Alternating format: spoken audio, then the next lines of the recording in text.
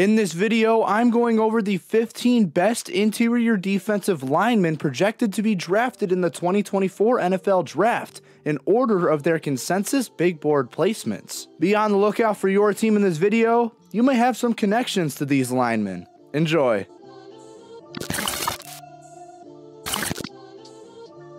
Kicking off this list at 10 is Clemson's first of two interior D linemen on this list. This one being Ruke Orhorhoro. He is a fifth year alongside the other Clemson guy, but this one is more intriguing to me. I like Orhorhoro so much because of his alignment versatility, being an intriguing prospect for NFL translation. As a pass rusher, he's decent at using technique to maneuver around blockers and force a pressure. As a run defender, he's generally better, being very nice physically and having nice power post first step. Negatively, he's solid at gap control, but doesn't work the best at the line of scrimmage. He's better once he gets past the blocker. He also has good athleticism, but it could use the next step if he wants to develop his pass rush. Just from these bits of information, it's clear to see that he is a raw interior D lineman that teams will have to take risks with. Orhorhoro is an intriguing prospect, and he might be that one guy that teams have to jump up to grab. He has common mocks with him going to the Jaguars. Georgia's own Nazir Stackhouse is 9th on this consensus list. Stackhouse was a starter for the 2022 Georgia championship team, so it makes sense why he's on this list. Stackhouse has a good combination of physical and athletic traits. Physically, he's got nice leverage and technique to work around blockers along with bulldozing them if he needs to. Athletically, he's developed a nice first step and is quick with both his feet and his decision making. He's a nice run defender overall, having great gap control on the inside. On the flip side, he's not a pass rusher, and especially with Georgia, you notice that he's not anywhere on the field on third downs.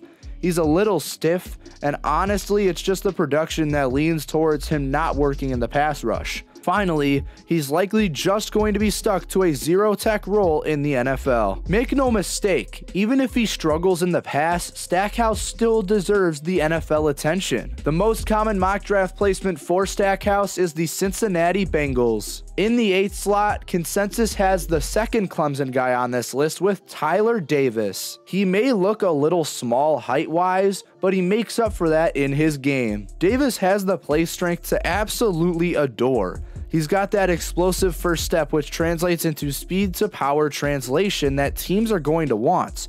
He's also nice athletically for his size, showcasing the quickness and elusiveness to make way for outrunning interior blockers at the next level. On the downside, his 2023 season was absolutely a down year, especially in the pass game. He struggled with technique and was forced to stick to the line of scrimmage as a QB spy in the pass and a gap plugger in the run. Finally, he has injury concerns from 2020 to 2021, but I'm sure he'll be okay since he's not been hurt the last 2 seasons. Davis disappointed in 2023, but that doesn't mean he can't be a top-notch guy. He has common mocks to the Kansas City Chiefs, a guy whose stock is rising, and he has a cool name. Princely Umanmielen is 7th on this list. It's honestly unsure if he'll play edge or interior D lineman at the next level, but Mock Draft Database has him as a tackle, so don't blame me. Umanmielen's development has been one to watch. He improved every year, and that's exactly what NFL teams want to see. In terms of traits, his length may just be the best part of his game. It's crazy good, and it reflects in his great technique to get around blockers. On top of the pass rush production, he's a good run defender, making great plays in gap control. Now, he does have alignment versatility clearly, but it actually brings concerns to the league. If you watched my O-line video and listened about Graham Barton, he's very similar to him, being that we don't know what position he's going to be in the league. He also has some bad pad level, and it's going to bring a negative impact to the league. Umanmielen might be one of those guys that seems like a safe pick, but he might not be due to his positional questions. Nonetheless, he's actually mocked pretty high, being mocked 36 overall to the Washington Commanders. Right before the top 5, LSU's Maason Smith finds his way on this list. Once considered a top 3 lineman in this class, he's found himself stuck in the mid-pack, but he's still a nice prospect. The positives of Smith start with his athleticism. He's a ridiculous athlete for his size, finding success in explosiveness, elusiveness, and speed. He's also got the play strength to power through blockers, and he has the technique and length to maneuver around interior guys with swim moves. Now, this is one fantastic combination, but his negatives come in now. He missed all of 2022 with injury, and 2023 has not showcased the elite production or efficiency we saw out of him as a freshman. That's the reason he stepped back. His development has gone backwards due to injury. He's also inconsistent overall, finding great success on some plays but getting pancaked on others. We don't know how elite Smith can be, but he's still one to watch despite his injury. The consensus mock draft has him going 50th overall to the Houston Texans. Going into the top 5, Michael Hall Jr. out of Ohio State finds his way on this consensus list. Yet another Ohio State player finding his way onto one of these lists. He is one to watch for this draft. Hall may look undersized in his height and weight, but boy does this man win in play strength and leverage. He's got the explosiveness and the lower body strength to bulldoze through a blocker and force a quarterback out of the pocket. He's a great run defender with elite gap control, being quite possibly the best block deconstructor out of anyone on this list. Negatively, his explosiveness is sometimes too much and he loses his balance as a result. As a pass rusher, he's nothing to adore and it's just overall a mediocre portion of his game. Finally, he does have some injury concerns that I would like to point out, having 2 major injuries since his senior year of high school. He's a fun prospect to monitor, and his junior year gives him the momentum that teams want to see. His mock draft placement is 59th overall to the Jacksonville Jaguars. Moving on to 4th, consensus has Texas lineman T'Vondre Sweat. This physical specimen is looking for glory after a great 2023 season. Yeah, this dude is huge. He's pretty athletic for his size as well, being a quick worker on the line and having a very large tackle radius for a defensive tackle.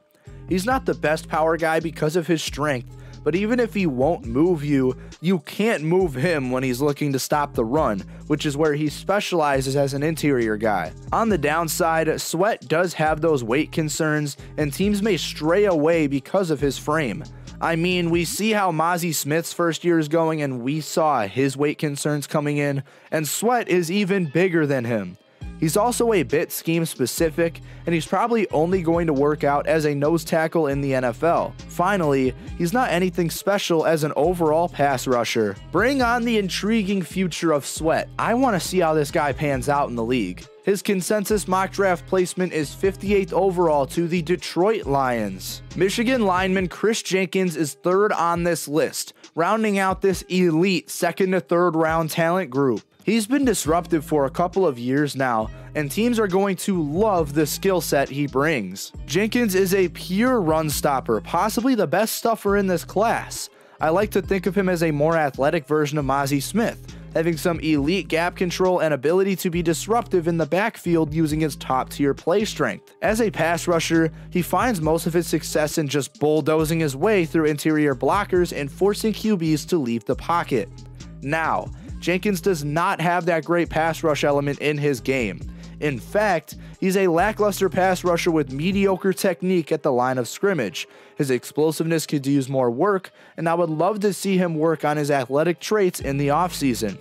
Finally, he didn't take that next step forward in 2023 despite becoming a full-time starter. Jenkins' development is a little concerning, but man, is he such a good run defender. His consensus mock draft placement is 52nd overall to the Minnesota Vikings. The runner-up on this list is Miami's Leonard Taylor III. A former high school stud, he's looking to bring his momentum to become a high draft selection. Taylor is so explosive off the line, and he uses that momentum to bring elite play strength to the field. He's overall such an athletic guy, especially on the interior, and he's able to bring elite swim moves to the table. Any team can utilize this guy as a defensive tackle, whether it be 3-4 schemes or 4-3 schemes. He's just going to get the job done. On the flip side, his overall power is a bit lackluster and is really only at the top level when exploding off the line.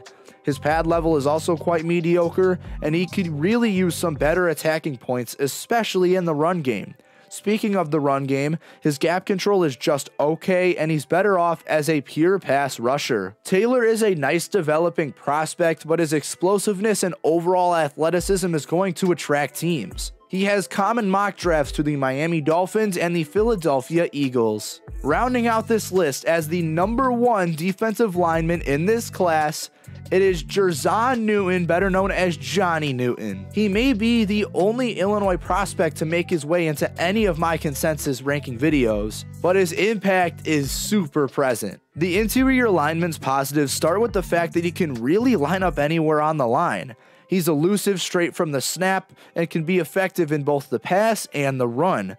His overall leverage and technique is phenomenal and fun to watch, noting that he can both use his strength to physically move a blocker and his technique to swim past any blocker on the line. Negatively, Newton's frame is nothing to adore for NFL translation. He's lean for an interior lineman, and his length is just average at best. As a pass rusher, he's often a tad too aggressive, and that may lead to missed tackles at the next level. Newton is 100% one of the best interior lineman prospects we've seen over the last decade. He doesn't have a consensus mock draft placement for some reason, but common mocks have him going to the Los Angeles Chargers. There is a total of 32 interior D lineman prospects that are in the top 250 on the consensus big board. Here are the defensive linemen that I did not touch on in this video. Well, that's all I got for you guys today. Thank you guys so much for watching this video.